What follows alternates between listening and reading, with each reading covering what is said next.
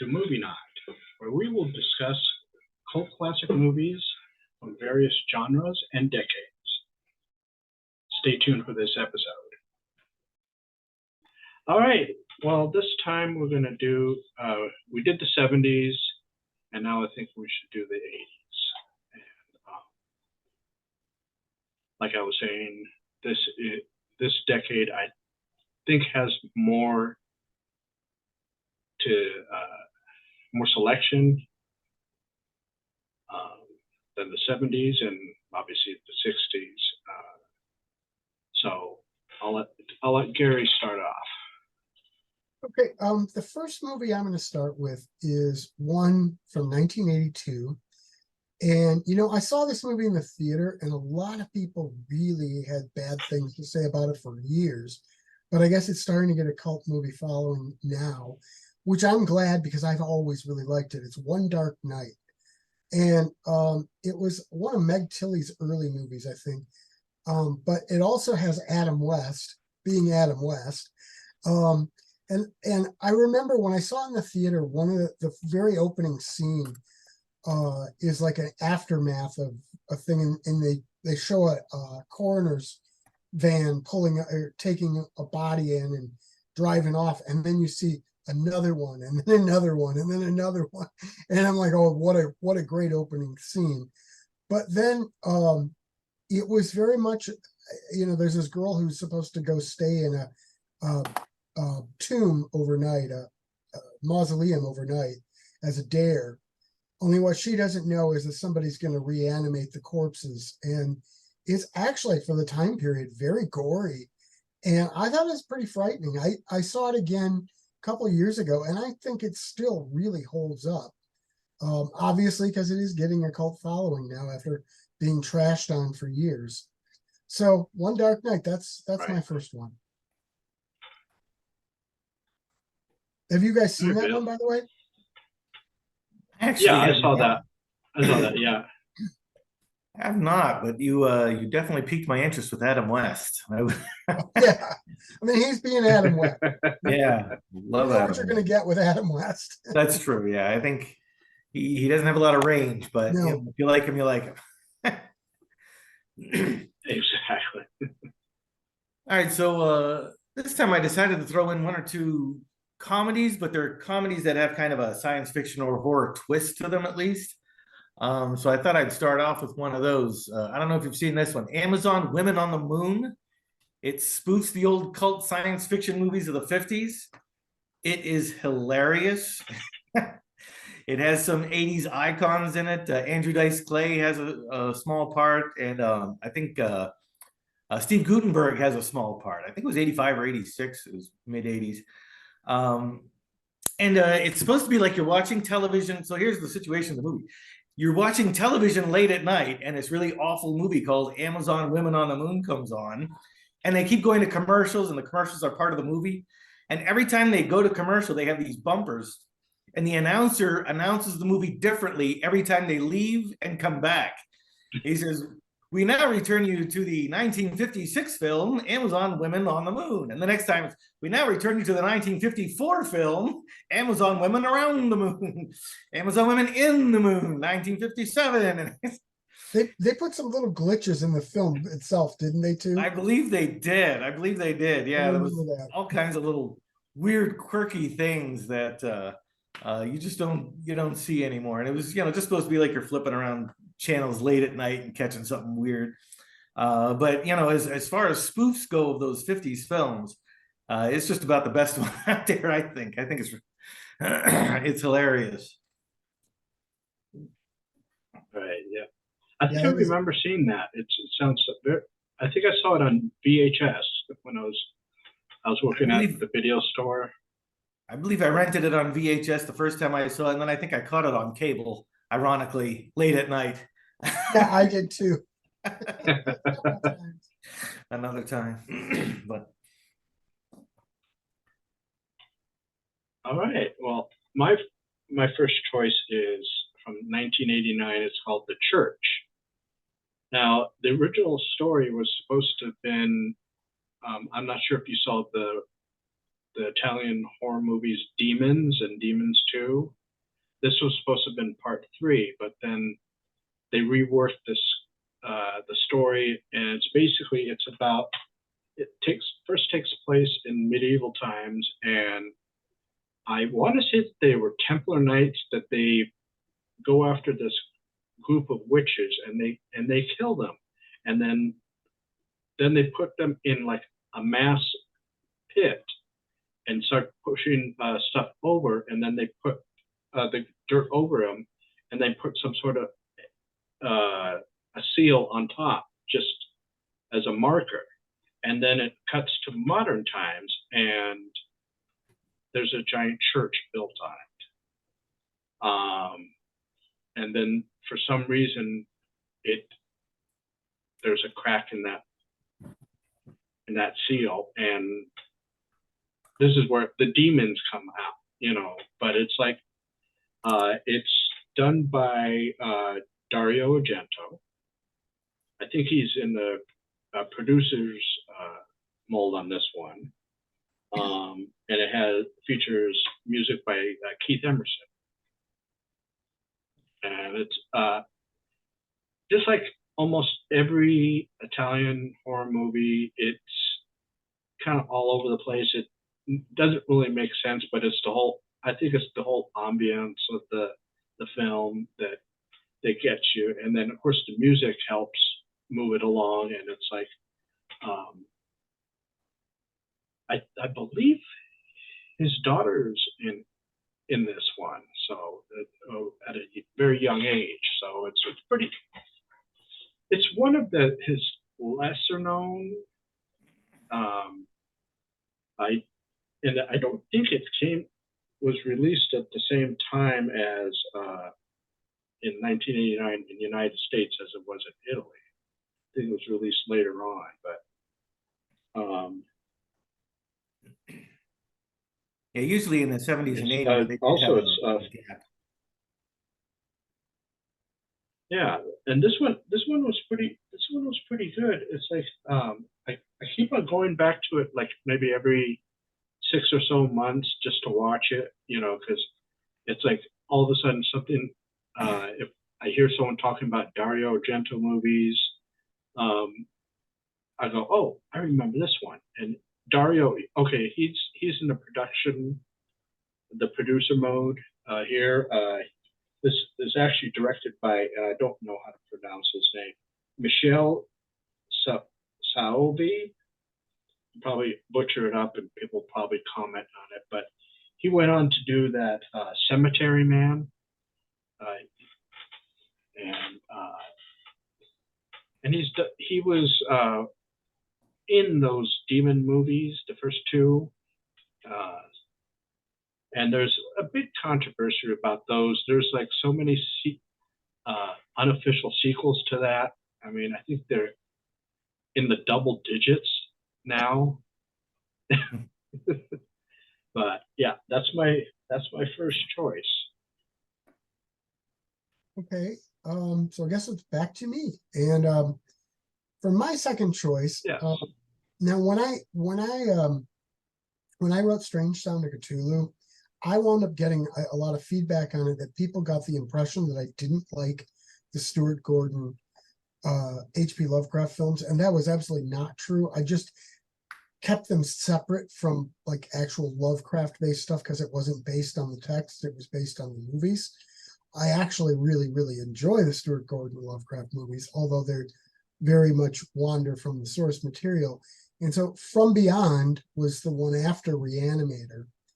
And that movie is pretty crazy. I mean, for one thing, the entire movie, like the very opening scene is the only thing that's actually a Lovecraft story, and that's at the very end of the story. And so it sort of takes off almost as a sequel to Lovecraft's story. And it's so crazy with dimensions crossing and these creatures coming through and a lot of body horror, and there's a lot of sexual content, which at the time seemed a lot more steamy and over the top than it comes across as today. Because I've watched it recently, I own it, and but it is such a crazy movie. It's very scary, and a lot of the effects were pretty, you know, earth rule breaking and pretty groundbreaking then. You know, it was a heck of a movie, and I think it still holds up pretty well. I mean, it's dated, but it's great. And that came out in 1986.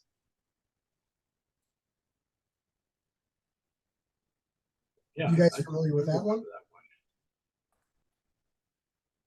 Yeah, I remember that.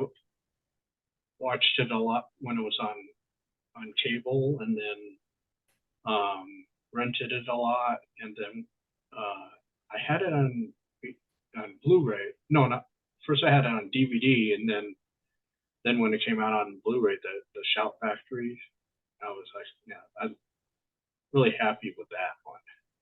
Funny, when I got it on DVD, it wasn't available in the US. So I found a Korean edition that plays just fine on US players, but it has Korean subtitles that you can't turn off. So then when it was released on Blu-ray, I'm like, I have to have a copy of it without the subtitles. That would be better. I Live a Sheltered Life. I have not heard that one. Making me feel like I live a sheltered life anyway. No, these are great films. Giving me some ideas of things to watch. So for my second choice, I am here to kick ass and talk about cult horror movies because I want to talk about They Live for a few minutes. Are you out of bubblegum? What's that? Are you out of bubblegum? I am out of bubble gum, as a matter of fact. Carpenter. So I had this on my list and I was kind of like, is that really a cult movie? So according to several websites, it is. I wasn't, was kind of on the fence about it even being a cult movie, but I don't know, maybe it's because I'm a wrestling fan. That's actually one of the reasons I wanted to talk about it anyway. So I was leaning towards it and started to research it. But I was happy to find it on some websites calling it a cult movie. So I was like, let's go with it, right? Because Roddy Piper, come on. Right. As a wrestling fan, I've seen a lot of wrestlers in movies, and most of them stink. They are horrible actors. They do not transition well. The Rock might have broken the mold on that, but this, in my opinion, is still the best acting performance by a wrestler. For non-wrestling fans, I do have to send out the warning. There's this real fight scene where Piper hits the suplex. That gets a little ridiculous, but other than that, it's actually a pretty good, tight movie. Yeah, that's the one scene I kind of am like, okay, they really took this way too long. And then the next scene, they have like 2 Band-Aids on their heads. Right. Yeah. Did you know Carpenter is hinting that he might be going to make a sequel to that? I've heard about rumors of that off and on for years, so I don't know if it's actually ever gone into production or anything.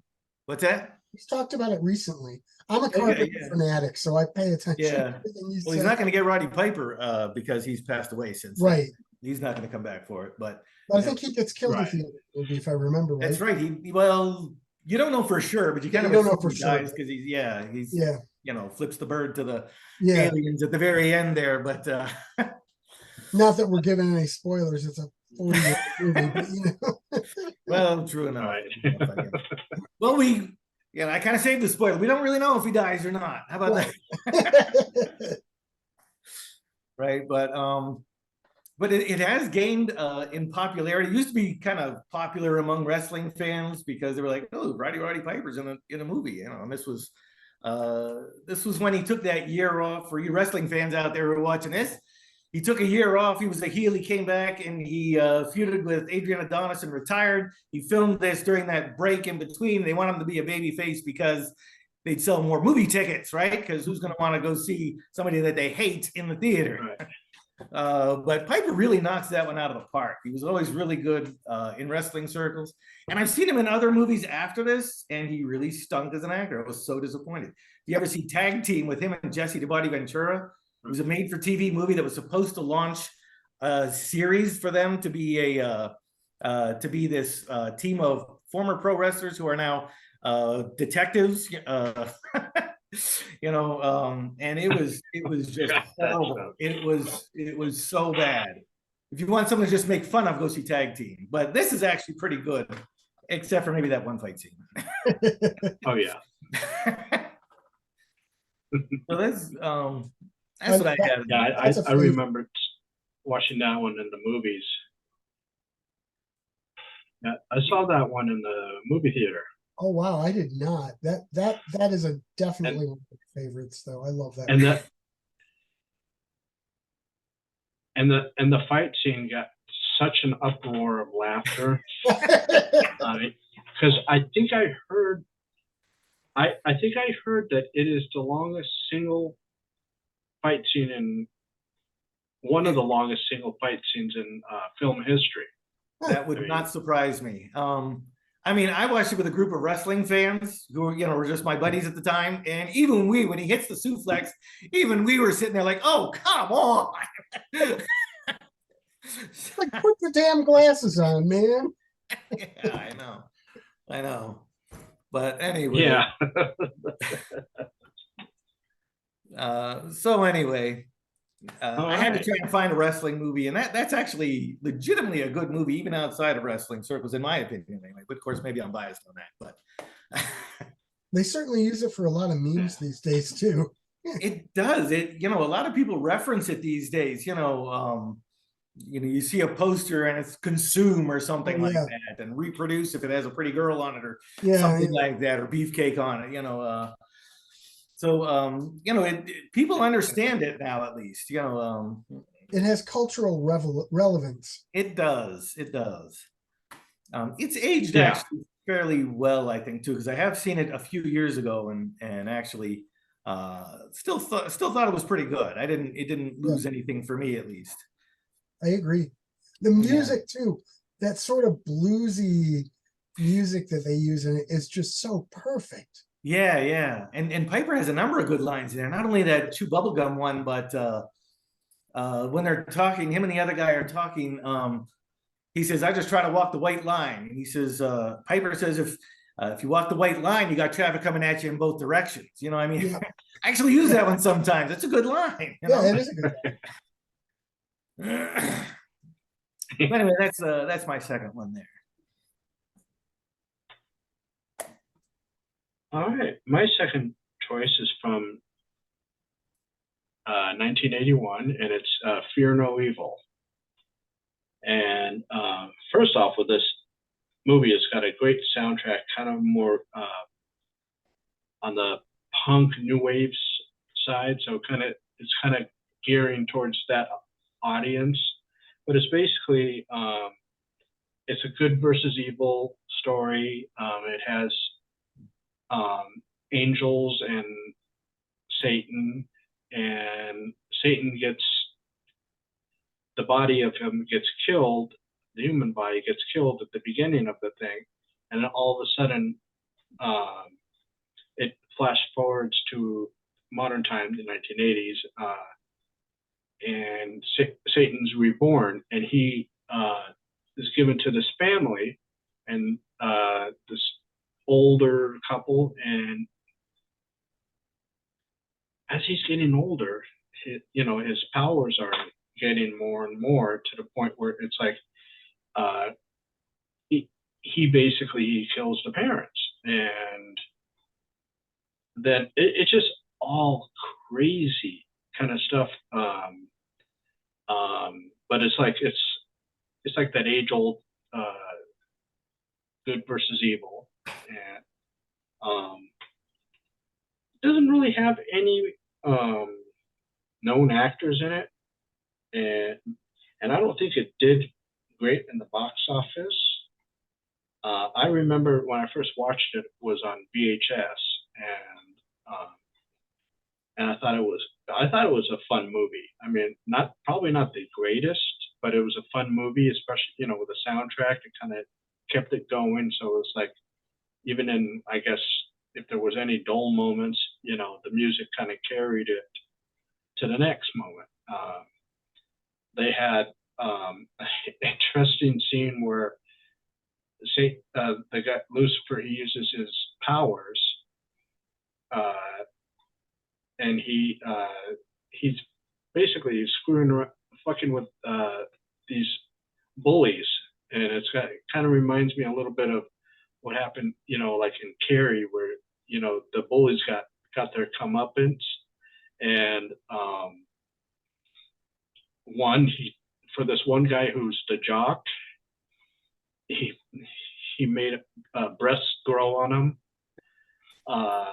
and it was. I mean, I think this is one of the literal definitions of a cult classic movie, because I don't see it written about, and I don't see it mentioned much. But it's like, this is, from the early '80s, so you got that. It has kind of like a late '70s vibe to it, but I think that changes once you hear the music, because a lot of the music was done like in the early '80s. So,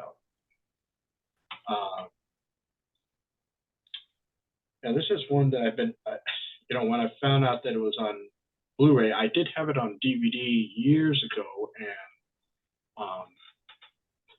either I misplaced it or I foolishly sold it. But then when I saw it was on Blu-ray, I go, okay, well, I got to get that, because it was something I enjoyed. Part of my youth, and watching it. I didn't watch it in 1981. I didn't watch it until maybe 5, maybe 6 years later, when I was working in a video store. So it happens sometimes. You don't really see it on the release date. And of course, you know how movies back then, when they're gone, they're gone. So if you wanted to see the movie and you wait too long, forget it.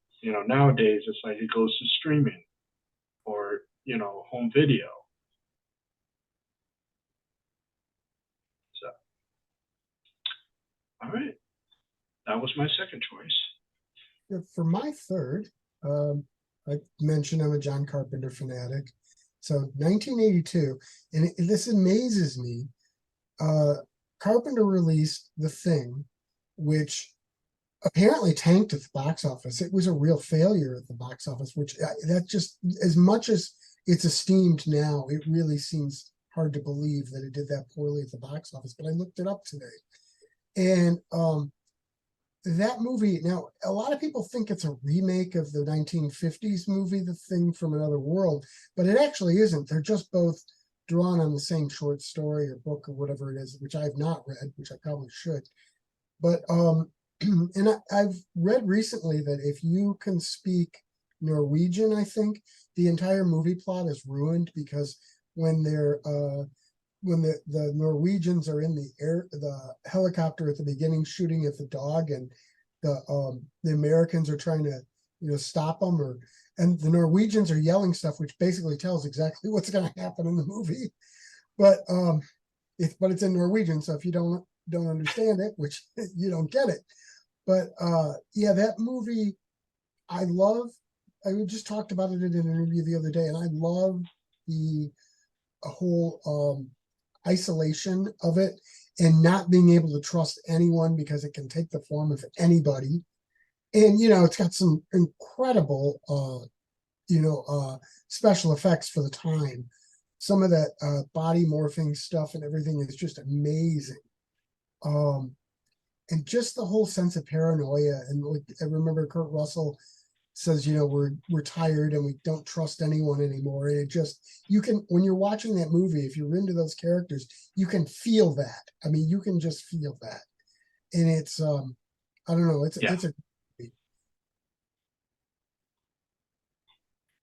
and I think that's, if I remember right, I think Carpenter's talking about doing a sequel to that one as well, which would be good. Right. Yeah, that is one I have seen, and I did kind of watch the potential remake, but and I really love the original, so Yeah. I am a little biased about that, because that original I think is one of the best of that era. My problem with the original is, and I know a lot of people love it for this, is that that director was known for having characters' lines step over each other. and Howard to me, Hawks. makes Yes. it a little hard to follow sometimes. Some people love that because it's more realistic, but I get lost a little bit sometimes in it. It was actually an acting style that they did at that time. Ah, Because I watched it with my wife one time, actually a number of movies, those older movies, and she was an actress at one point in high school and everything, and shortly after, and it is an acting style to step over each other's lines like that.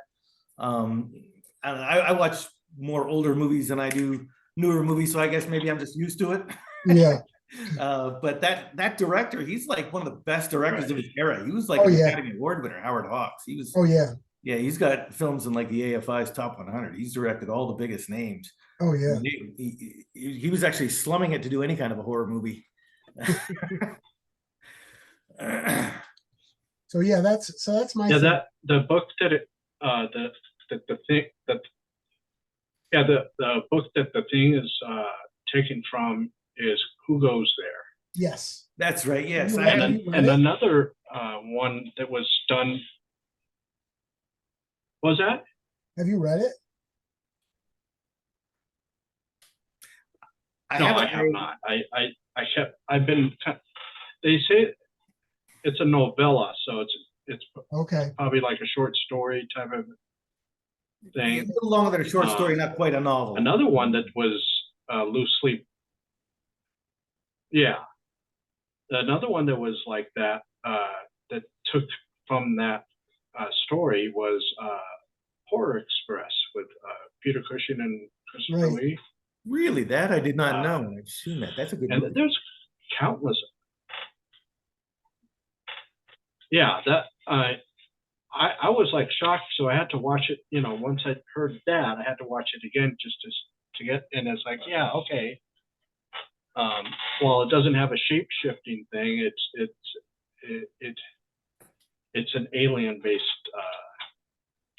and they got quite a few other ones that fall under that. You know, so it's like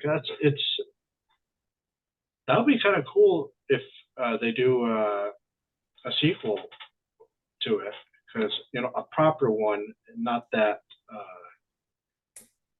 that prequel sequel thing from 2011.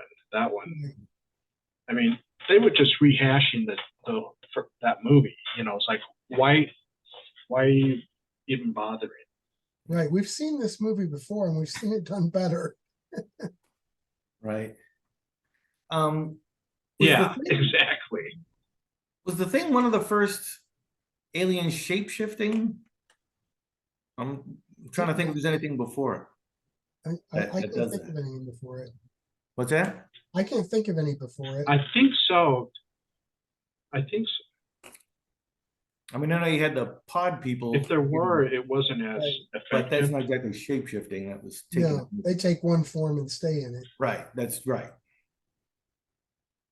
So I'm struggling to come up with one that comes before that. Yeah. That's shape shifting, an alien shape shifting.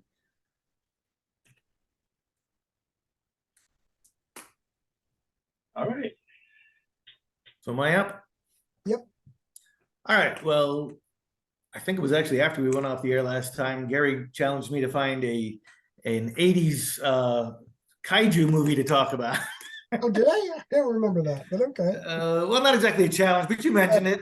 Okay. You mentioned something about kaiju. The 80s is kind of the dark ages for kaiju, actually, because Godzilla dies off in 78, and he doesn't come back until Godzilla 1985, and then he doesn't do another one until 89. But there is one that I would actually really love to talk about because it's such a goofy story, and not even the movie. Really, they should do a movie about how this movie was made, and that would be a much better story than the movie. It's Pulgasari. I don't know if you've heard of that one. I think it's in public domain now. This is a North Korean movie. Oh, There are wow. very few, North Korean movies. And hang on, I got the story over here because I'm never going to be able to pronounce these people's names correctly. So what happened was two movie makers who were well, actually Chinese, and they actually maybe they were South Korean, but anyway, they were traveling to China and they were detained, and they were essentially kidnapped by Kim Jong-il, the dictator of North Korea, and he brought them back there, and he was a kaiju fan apparently, and he forced them to make a movie. Oh, that's funny. So the two people's names that he kidnapped are Shin Sang-ok and I might mispronounce some of these, Choi Yoon-hee, or something similar to that. That's my best attempt at pronunciation. So they made like this kind of a Dark Ages Oriental, kind of one of those Kurosawa type movies, but with a kaiju in it named Pulgasari. But they also kind of threw in a couple of little vaguely veiled jabs at Kim Jong-il for doing this to them. So it does become kind of a political movie. So he kind of throws in some, how shitty his government is and everything about that. So, but it's a very rare North Korean movie. They didn't make very many movies, but they made this thing called Pulgasari. And it has like this ruthless dictator coming down, and then Pulgasari comes around. And they're under the thumb of the dictator and the kaiju. So it's an interesting film, though, but really somebody should just go and just make a movie about these two guys getting kidnapped and being forced to make a kaiju movie. Might actually be a pretty good movie right there. Oh yeah, that would. I mean, it kind of reproduce portions of the actual movie in between, like like the filming parts. Sure, they absolutely could. And that I mean, would there have been other movies. Storyline. Yeah, there have been other movies with that kind of timeline as well. The Diamogen series and another movie that I might want to talk about another day. The Magic Serpent is also one of those. That is an excellent movie, actually. But anyway, so yeah, I think it's available for free on YouTube if anybody wants to catch that one.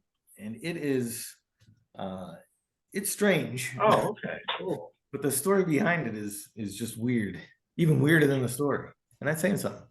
Yeah, I'm guessing if it was copyright, that hardly anybody respects North Korea's copyright. Yeah, I think I don't know the story about how it lost copyright, or if it was just taken and nobody really cared, or what the story on that was. But it was like, for kaiju fans like me, it was like the impossible movie to find. And somewhere around the early 2000s, all of a sudden, pop, it's everywhere. No copyright or anything. When streaming started coming out, somebody had a copy somewhere. But and it was like this movie that you heard about, but nobody could ever find at one point. But now, with streaming and I mean, I used to try and get these kinds of things through tape trading. I couldn't even get that one there, but And I remember tape trading. yeah. I mean, I only tried to do it with movies you couldn't get any other way because, yeah, you got money in my hand, somebody take this, but nobody has it. So, I had to get it from somebody who recorded it off television late night sometime. Didn't see it or something, or they had a local channel that I don't get or something. But that's my number 3. All right. All right, my third choice is Humanoids from the Deep from 1980.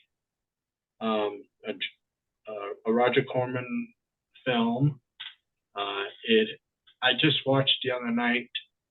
This guy was talking about it. He did his review on it, and it kind of just brought back memories. First watching this, I think it was on cable TV. I want to say either HBO or Cinemax that I first saw it, and it's basically they genetically alter fish, and these fish turn into basically human-sized amphibious type of creatures, and they kill the men and they pillage the women. And that's their thing, is they need to breed, and they it's gory. It has Doug McClure in it, so I was gonna say you got to name Doug McClure in there. I can't remember. Yeah, it was like, and I believe now his name is escaping me. It was in Twilight Zone that was killed. Oh, Vic. I can't think of his name. What's his last name? Vic. I know who you mean. He was killed in the helicopter crash when they were making Twilight Zone. Vic Morrow. Was that it? Yeah, Yeah. yeah. Vic Morrow. Yeah, yeah. He's in there, and he kind of plays the. I guess you want to maybe call the villain of it, because he's not really paying it. You know, they kind of course, they always don't believe what the scientists are saying, and until the last moment when they have the big finale of when all the creatures pop up at it's kind of like a little fair going on the pier, and these things just kept popping up. And according to the guy that did that review, Roger Corman couldn't afford a lot of those costumes, so he had 3 costumes, and he was, I guess, just filming them at different angles and stuff like that to make it look Roger like there Corman was, tight on a budget. The hell you say? dozens and dozens of these things. Roger Corman. I know, Squeezing a quarter. but it's like it was. Yeah, I mean, but it's got good gore in it. Some of it is just as good as today as it was back then in 1980, and it's another one of those movies I revisit a lot. I got this really cool steel book. They were having some sort of sale on Shout Factory, and I figured I might as well get this steel book. I mean, I'm not really a steel book fan, but for the price that it was, I think it was about under $15. So I go, well, I want the movie. Not crazy about steel books, but hey,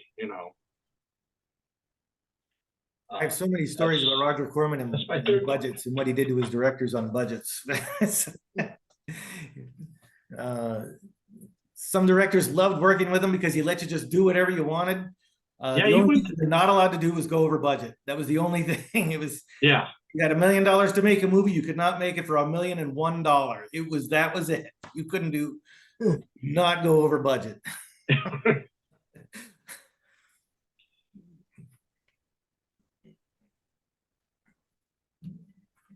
All right. So that is a good one. I'm sorry. What's that?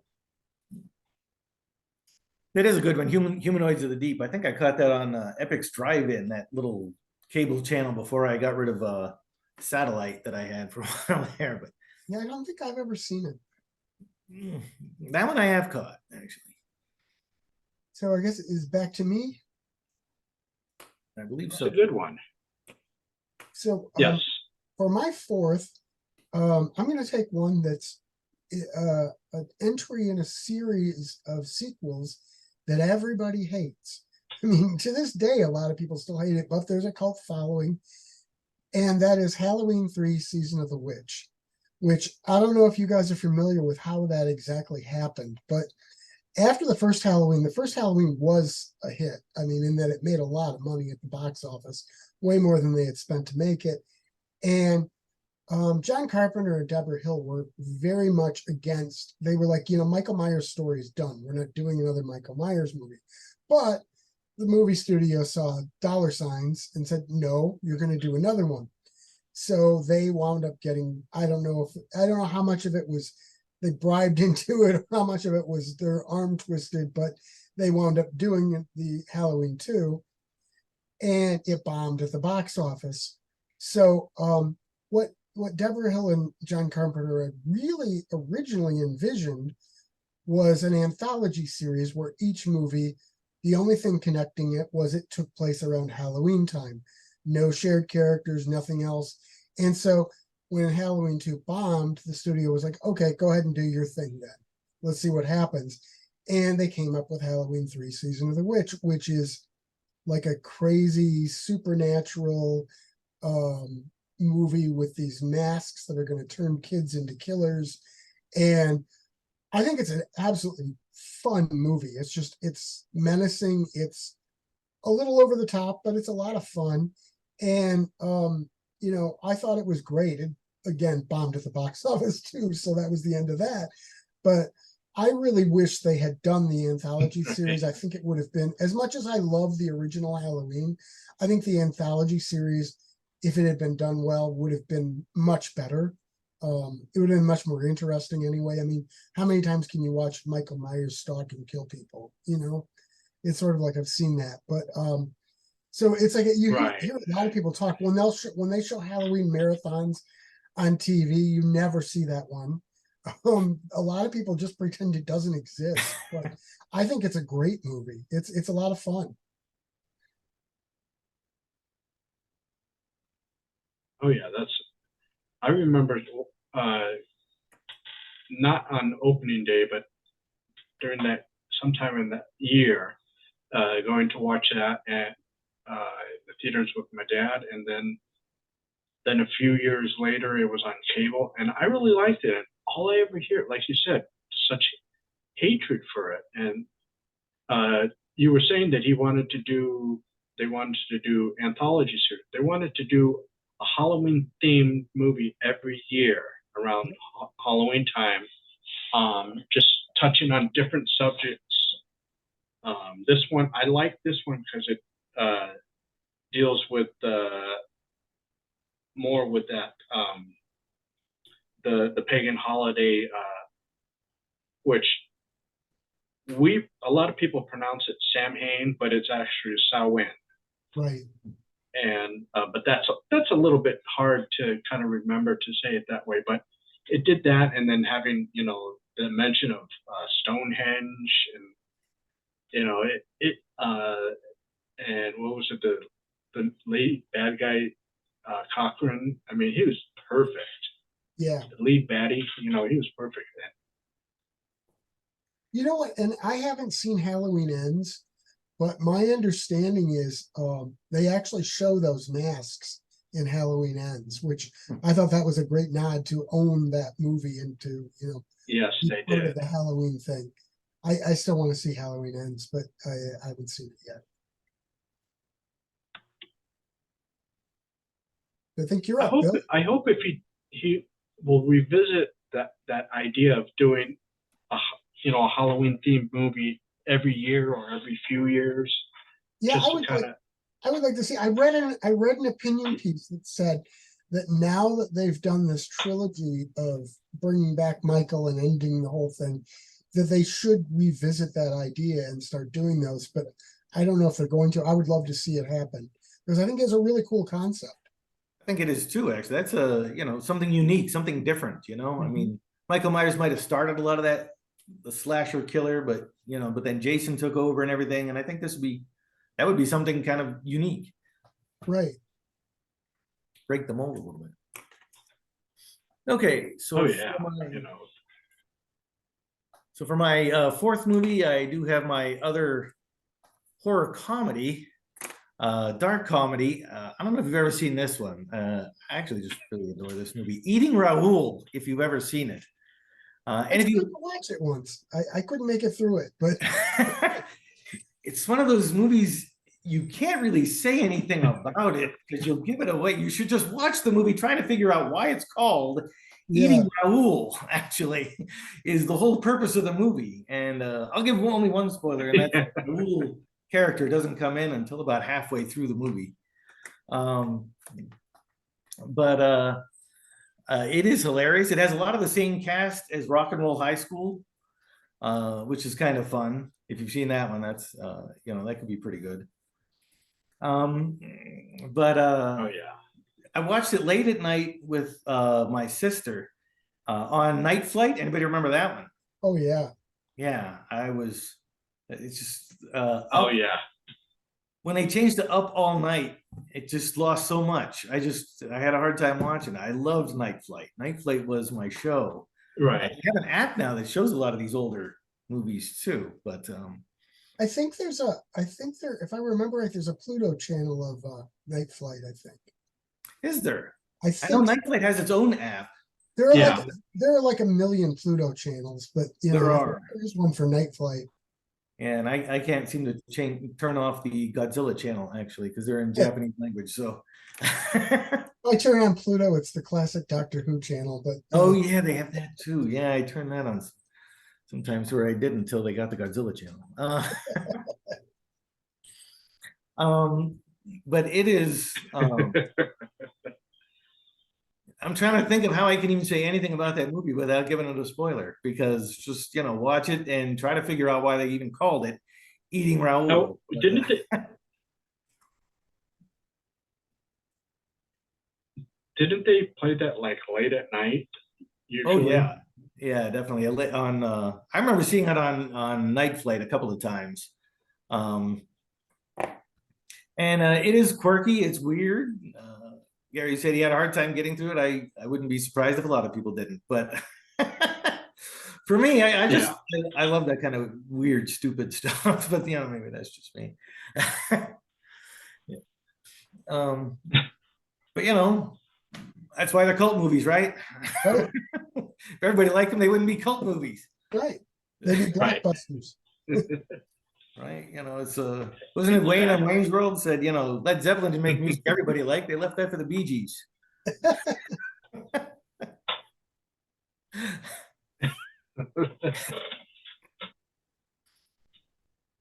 Yeah, I don't think I know.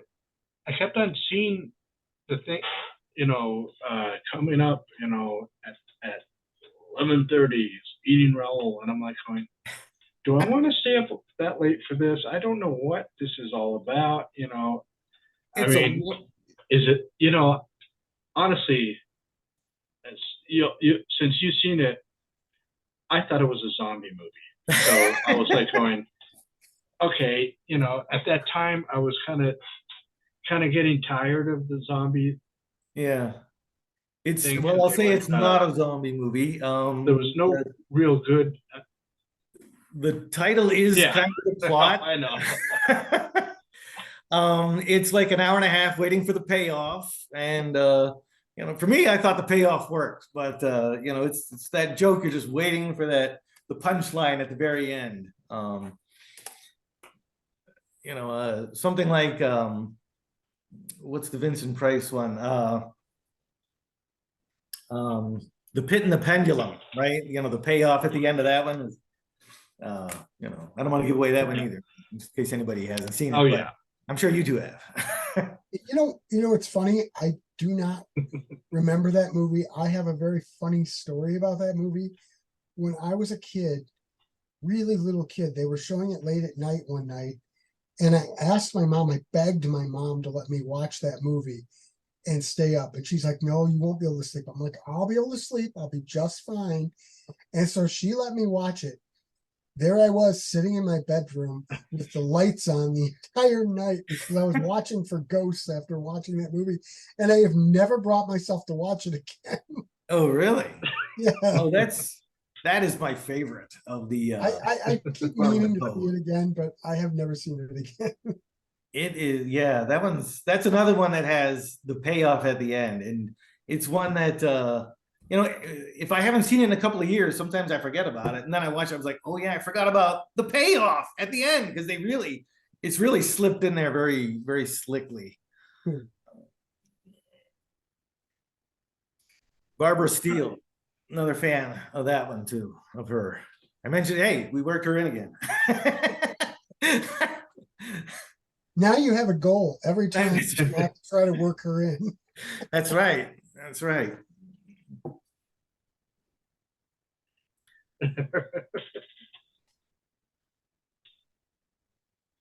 All right. My fourth pick is The Keep. Now, this is a really good movie, and and it's so far it's only been released on DVD. There's rumors of a longer cut that someone really wants what's his name, Michael Mann to release because he has it all in his vault.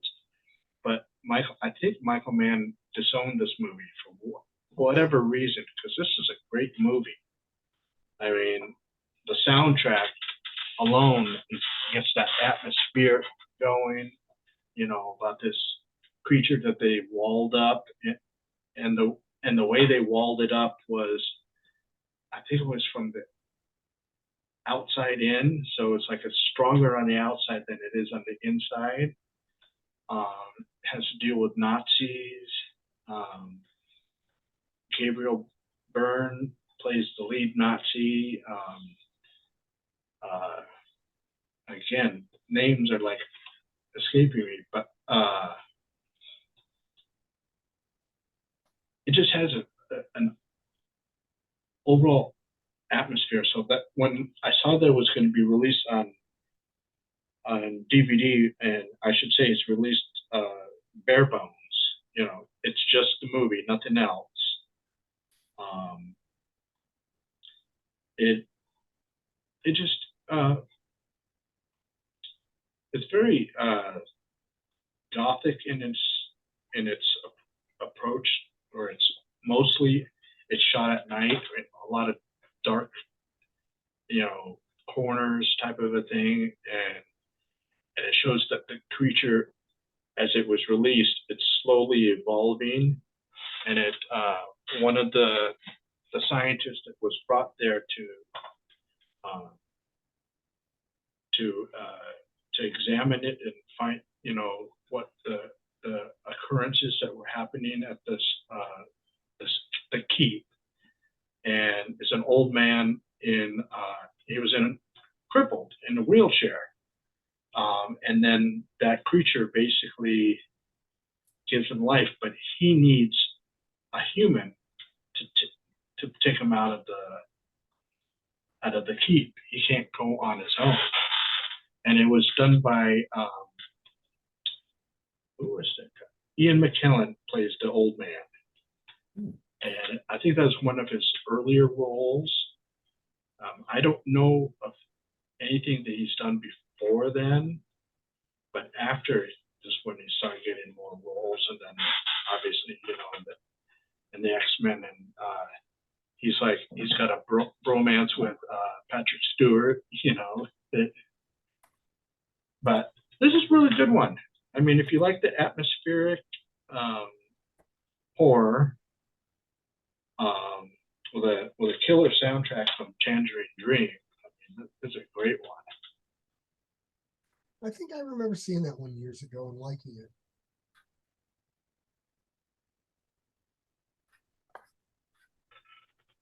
I really wish that they would put it on Blu-ray. I do love the atmospheric type stuff and the gothic. You're kind of selling me on that one. Yeah. Kind of like a modern gothic type of a thing.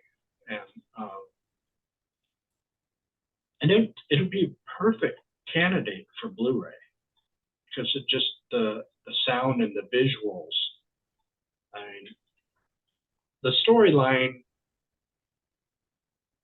is takes a backseat to the visuals and the sound for me, but I do like the idea of that, an ancient evil being held, and then it tricks this guy into thinking that he's an angel, probably an angel, and then that creature, I forget what it was called, kind of turns on him at the last minute because the guy refused to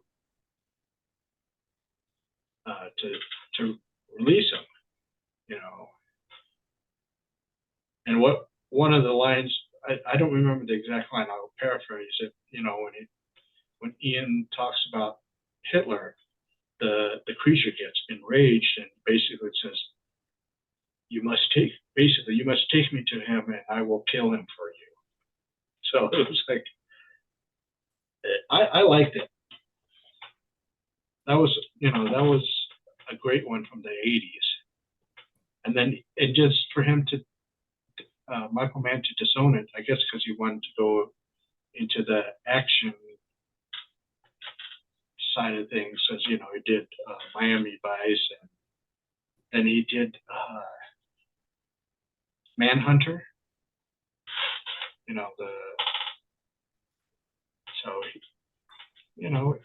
It happens. Some directors early on, they do a certain style just to kind of get, I guess, to wet their feet, and then when they decide once they get some money, what they really want to do, and then they just go for it. But Yeah, that one definitely is a cult classic. horror tends to be a genre that you can do on a lower budget and make it work. A lot of other styles you can't do that well with a lower budget. I would agree with that. And I'm just mystified that Ian McKellen was ever young. I don't think I've ever seen him when he was young. And Right. I know. But and you worked in, because he also played my other we worked in both of my favorite characters. He played James Whale in Gods and Monsters. I love him in that. Yeah, I read the book on that one too. He's a huge James Whale fan, and Roger Corman. Those are my two favorite directors. Anyway, so I guess we're around to my fifth one, my fifth and final one. And this is an interesting one. And this movie 100% qualifies as a cult film. And it's from 1988. Funny thing is, I had heard about it for years, and I thought it would be really stupid, and I never saw it. And then they had it on Svengoolie earlier this year, and I absolutely fell in love with it. I want to get the Blu-ray of it because I thought it was so much fun. It's Killer Clowns from Outer Space. And you know what? Once you can accept the whole thing of these creatures look like clowns and all the other things that are, associated with clowns are part of their culture, it's like it actually sort of makes sense as a science fiction horror movie, but it's also funny, and it's just a lot of fun. It is such a good movie. I can see why some people hate it. I think it's a real good time. Yeah, that's my kind of humor too, actually. That used to come on Epix Drive-In as well. It is quirky and fun. Yeah. Oh, and the final scene. That one. Oh, yeah. That was funny. The final scene, I think it was just before the credits roll. Yeah. It's obviously poking fun at a lot of things, but whatever. It's fine. It's a good time. It is. Oh yeah, I enjoyed that one. I liked it. I always feel like that one goes along with Poultrygeist rather well. I haven't seen that one yet. I need to see that. They're both within the same vein, I would say. I heard of that one. Another one that used to be on Epix Drive-In again. A lot of these used to be on. That was the kind of stuff they used to show all the time. All right, am I up? Yes, you are. Okay, my last one. I have a fantasy film that most people who like it, most people who've seen it like it. I think it still qualifies as cult. I want to talk a little bit about The Labyrinth with David Bowie. It was actually a George Lucas produced. A lot of people don't realize that. The Star Wars vibe, and Jim Henson's Muppets. I mean, how can you go wrong? It was made around the same time that they were doing a lot of those type movies. The Never-Ending Story, and so some people consider it a little bit of a chick flick, but I don't know. And some of those other ones I don't care for as much, but this one I really like. It's got that kind of mystery there. What's that? You remind me of the girl. Yeah. it's a fun little film, you know. My wife likes it for David Bowie. Maybe that's one reason. But you know, but I'm a David Bowie fan. I like his music anyway. And it's a great little fun film. Right around that height of the Muppets and everything. I think Fraggle Rock might have been the big show that Jim Henson was doing at that point. So you know, I mean, hey, 80s, you got to throw in Jim Henson in there somewhere, right? If you can, if at all possible.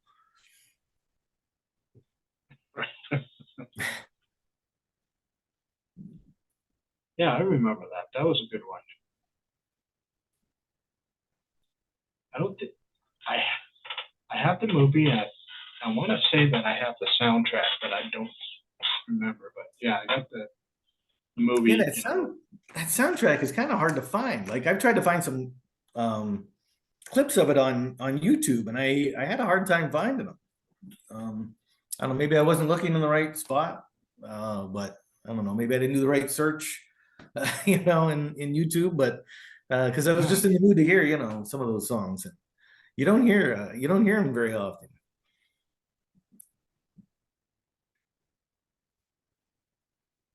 Now, all right. Well, my last one is Zetter, and Zetter is from 1983, and basically a woman finds a typewriter that has when she took out the school, it had some secrets from a late scientist on how to bring back the dead. Now, it got retitled for, I guess, an American release called Revenge of the Living Dead. And there's no zombies in this. It's a slow burn. It just kind of just you know, the thought of what afterlife, you know, coming back from. They were talking about there's these certain parts, areas in the world that they call, I think it was called K zones, where it's the strongest. So if you get buried there, you can come back from the dead. I don't think you come back right. I mean, you come back a little on the violent side, kind Sometimes of like the Pet Cemetery vibe. Yeah, that's what I was gonna say. But it's really, I mean, my only issue with this, I like the movie, but the only issue is that it's a slow burn. It kind of, but they have a really good payoff on it, so maybe that's, you know, worth it just to see the payoff.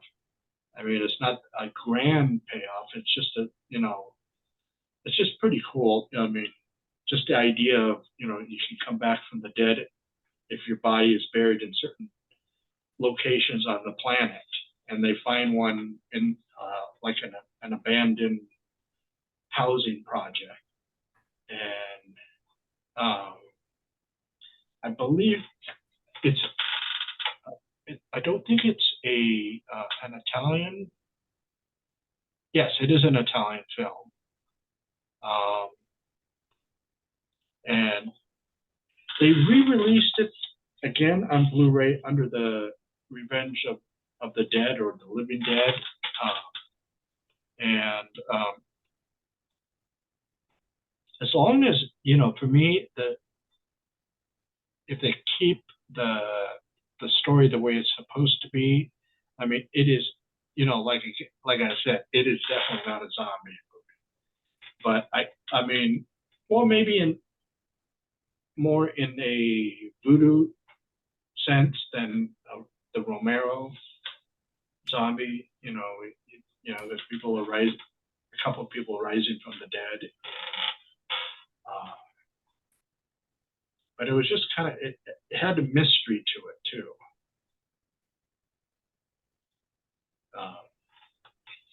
And this is not really a well-known under that title, Zetter. More people, because it was released on home video as Revenge of the Dead. And it has like this crazy image of like a zombie coming out of the sewer, you know, type of a thing. And it's like, and A, there's not that kind of zombie, and then B, nothing was coming out of the sewer, you know. It was like, but you know, if you like this slow but very atmospheric type of movies, this is a good one.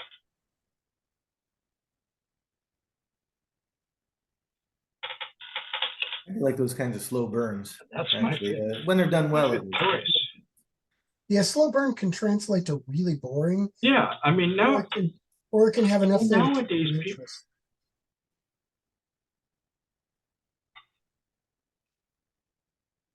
Well, it had enough that it was just carrying you just slowly and slowly. You know, I know I know by today's standards, a lot of the younger film critics on YouTube will probably dismiss this movie because it's, you know, it's not quick paced enough for them.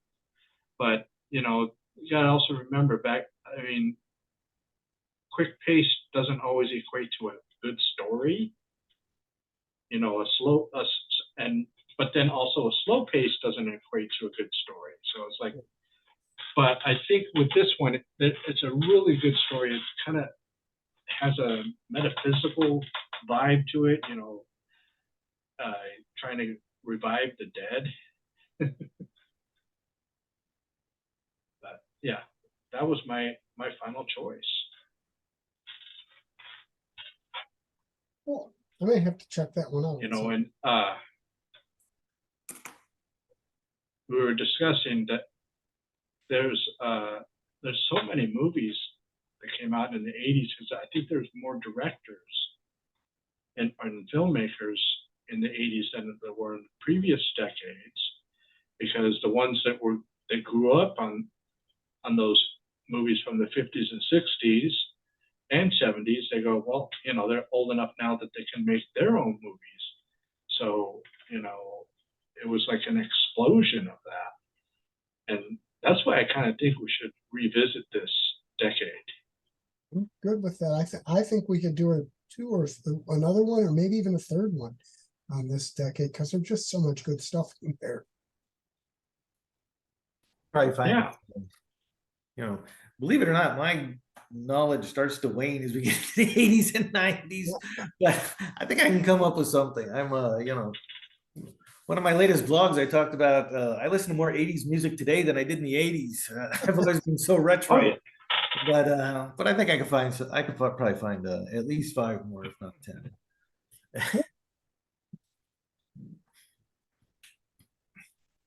Oh yeah. I actually had a bunch that I So that I get to. But. just want to thank everybody for watching. Oh yeah. You know, I told Gary that I changed my choices a few times before I got to this, and then at the last minute I changed it again. So I have a lot of them that I, you know, favorite ones that it's like I couldn't really pick a good choice. But then after these 5, I just basically go, okay, I'm gonna leave it there. I'm not gonna change it. It was like 15 minutes to showtime, so it's like, no, let's leave it there. But you know, I think you know, like you said, Gary, at least another one, possibly a third. You know, and because I think a lot of people are now getting nostalgic for, especially the 80s, and especially a lot of the young people that are doing film critiques that were born in the 80s. So it's like they're going back to that because, hey, I was born in 1980 whatever, and this, you know, a lot of great movies, fun movies, schlocky movies came out. You know, it's like you know, I think that this is a great decade to revisit.